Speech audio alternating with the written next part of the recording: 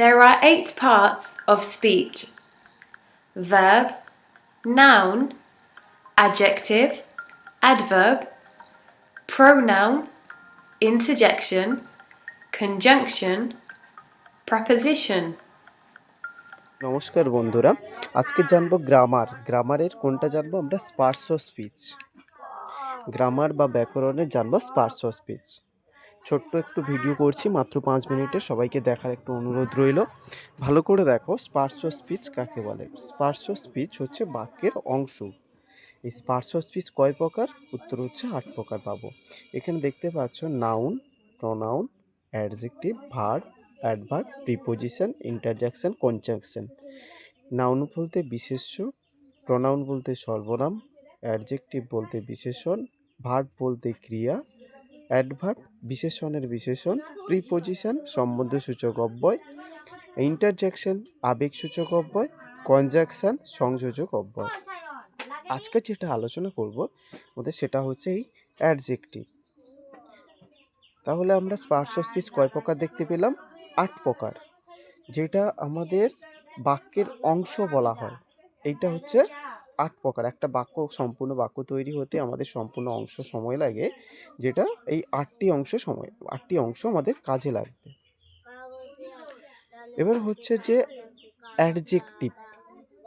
Adjective নিয়ে আমরা আলোচনা করবো, যাকে বলা হয় বিশেষণ। এর একটা পার্ট, যেটা আমরা অ্যাডজেক্টিভ বলতে ডিগ্রিকে বুঝছি বা মাত্রা। ডিগ্রি কয় প্রকার? ডিগ্রি হচ্ছে 3 প্রকার: পজিটিভ, কম্পারেটিভ আর সুপারলেটিভ।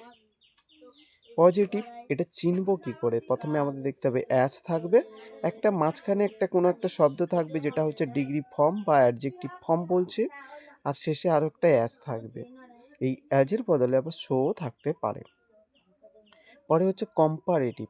কম্পারেটিভ ডিগ্রি চেনার উপায় হচ্ছে, দেখো, যে ডিগ্রি ফর্মটা থাকবে তার সাথে ইয়ার সাধারণত যুক্ত হয়। এবার বড় সিলেবলের ক্ষেত্রে সাধারণত মোর কথাটি যুক্ত হয়। বড় সিলেবল বলতে যেমন ইম্পর্টেন্ট, এই সমস্তগুলো। তাহলে এবার খেয়াল করো, এখানে দেওয়া আছে ধরো টল থেকে টলার দেন। সুপারলেটিভের ক্ষেত্রে দ্য টলেস্ট। আসো নেক্সট বলতে আমরা প্রথমে পজিটিভ থেকে কম্পারেটিভে যাওয়ার কিছু পদ্ধতি দেখব। পজিটিভ থেকে কম্পারেটিভ চেঞ্জের বিষয়। প্রথমে হচ্ছে পজিটিভে একটা ডিগ্রি চেঞ্জ লেখা হয়ে গেছে, দেখো, Ram is as tall as Sam. এখানে প্রথমে দেখো এই লাস্টেরটা স্যাম হবে প্রথমে, তারপরে ইজ আছে ইজ নট দেব, তারপরে এই টল আছে টলার করব, লাস্টে দেন করে রাম। এখানে নিয়মটা কি? নিয়মটা হচ্ছে অবজেক্টটা সাবজেক্ট হবে। কেউ যদি বলো যে অবজেক্ট চিনি না, তো অবজেক্ট চেনার নিয়ম হচ্ছে যে অ্যাজের পরে তুমি যা কিছু দেখতে পাবে এই ধরনের ডিগ্রিতে বা এইরকম সেন্টেন্সে অ্যাজ কথাটি থাকবেই। অ্যাজ কথার পরে যা কিছু থাকবে, মনে করো স্যাম আছে, তাই না? এখানে স্যামটা হয়ে গেছিল অবজেক্ট। তাহলে অবজেক্টটা চিনব কি করে? আমাদের কাছে উত্তর হচ্ছে যে অ্যাজের পরে যা কিছু থাকবে সেটাই হচ্ছে অবজেক্ট। তো অবজেক্টটা আমাদেরকে করতে হবে সাবজেক্ট। এটাই হচ্ছে 1 নম্বর নিয়ম। 2 নম্বর নিয়ম কি? যারা ক্লাস 7-8-এ পড়ো তাদের কাছে 7, 8, 9, 10 তাদের কাছে এইটাই হচ্ছে সবথেকে গুরুত্বপূর্ণ বিষয়। এইগুলো অবশ্যই কাজে লাগবে। 2 নম্বর হচ্ছে যে ইজ থাকলে ইজ নট থাকলে ইজ। অর্থাৎ এখানে প্রশ্নে দেখো ইজ দেওয়া ছিল, তাই না?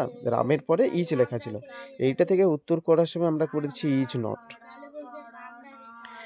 আবার যদি এখানে ইজ নট থাকতো তাহলে এখানে শুধু ইজ লেখা হতো, আর এই নটটা লেখা হতো না।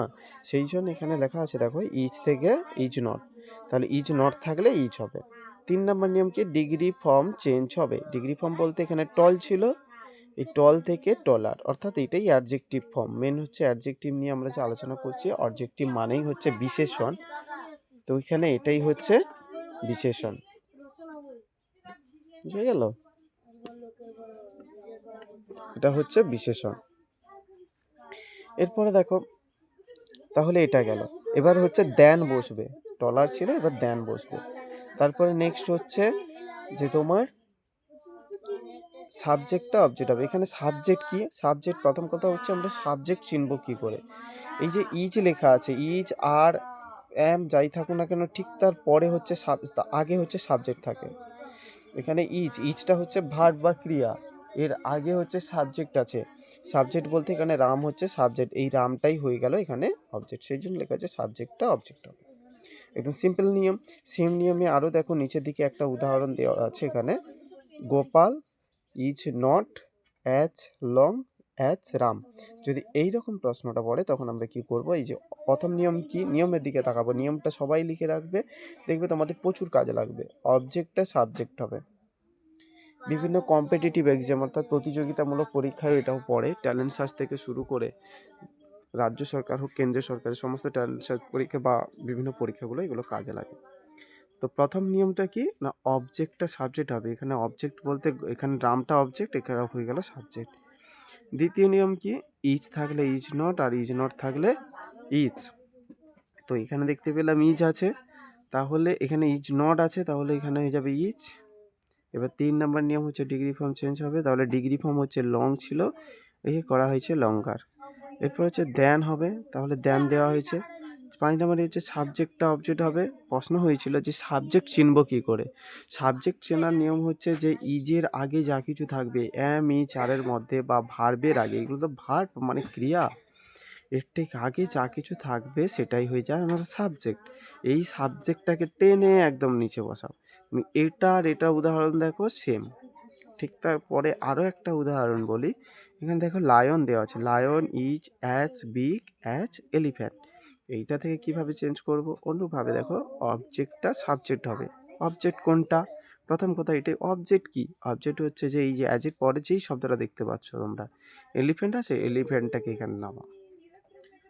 এবার প্রশ্ন হচ্ছে যে অবজেক্ট হয়ে গেল, এবারে কি দেবো, ইজ থাকলে ইজ নট থাকলে ইজ, অর্থাৎ হ্যাঁ বাচক থাকলে না বাচক, না বাচক থাকলে হ্যাঁ বাচক। তো এখানে কি আছে, লায়নের পরে ইজ দেওয়া আছে, তাহলে এখানে অবশ্যই ইজ নট করতে হবে। ঠিক তারপরে ডিগ্রি ফর্ম চেঞ্জ হবে। ডিগ্রি ফর্ম বলতে এখানে বিগ দেওয়া আছে, এখানে কি করব বিগার। এবার হচ্ছে দেন দেওয়া আছে, এখানে দেন করতে হবে। লাস্টে হচ্ছে সাবজেক্টটা অবজেক্ট হবে। সাবজেক্ট কী করে চিনব না, ভার্বের আগে যদি যা কিছু থাকবে সেটাকেই আবার এখানে অবজেক্ট করতে হবে। অনুরূপভাবে আরও একটা উদাহরণ তোমরা খেয়াল করো, এখানে mango is as small as guava, অর্থাৎ আম হয় নাকি এতটাই ছোট গোয়াভার মতো, তা গোয়াভার মতোই ছোট। তো এখানে কি বলা আছে দেখো, প্রথম কাজ কি, আমার নিয়মগুলো দেখো, অবজেক্টটা সাবজেক্ট হবে, তাই তো। তো এখানে অবজেক্ট কোনটা, অবজেক্ট হচ্ছে এই গুয়াভা, তা গুয়াভাটাই প্রথমে এলো। এখানে ইজ থাকলে, এখানে বলা আছে দেখো, ইজ থাকলে ইজ নট, তাহলে ইজ আছে, তাহলে ইজ নট। এবার হচ্ছে স্মল আছে, ডিগ্রি ফর্ম চেঞ্জ হবে, স্মল আছে তাহলে স্মলার হবে। এবার হচ্ছে দেন হবে, দেন। এবার হচ্ছে ম্যাঙ্গো আছে, ম্যাঙ্গোটা এখানে, মানে সাবজেক্টটা অবজেক্ট। আশা করি সবাই বুঝতে পেরেছো। এবারে আমাদের কাছে প্রশ্ন হচ্ছে নেক্সট ভিডিও কোনটা, এখানে আমাদের ডিগ্রি চেঞ্জের কোন বিষয়টা জানতে পারলাম, পজিটিভ থেকে কম্পারেটিভ। কালকের আমরা দেখব, বা আজকের আরও একটু বলে দিচ্ছি, যেটা হচ্ছে ঠিক এর অল্টারনেটিভ, অর্থাৎ কম্পারেটিভ থেকে পজিটিভ। এই রকম এই ভিডিওটা আবার আমি নেক্সট পার্টে নিয়ে এসেছি, কারণ একটা পার্ট করতে গেলে প্রচুর বড় হয়ে যাবে, সুতরাং আবার নেক্সট পার্টে আমরা এই কম্পারেটিভ থেকে পজিটিভটা শিখবো। ঠিক তার অল্টারনেটিভ, অত্যন্ত সহজ, তোমরা বুঝতে পারবে। পুষ্পুর করে এটা নিজে নিজে লিখে প্র্যাকটিস করো। অবশ্যই ভালো লাগলে লাইক সাবস্ক্রাইব কমেন্ট অবশ্যই করো কেমন লাগলো, এবং যারা ছাত্রছাত্রীরা আছো আশা করি অনেকটা হেল্পফুল হবে। এই ধরনের কম্পিটিটিভ এক্সাম, ট্যালেন্ট সার্চ থেকে শুরু করে বিভিন্ন প্রতিযোগিতামূলক পরীক্ষা এগুলো পড়তেই থাকে।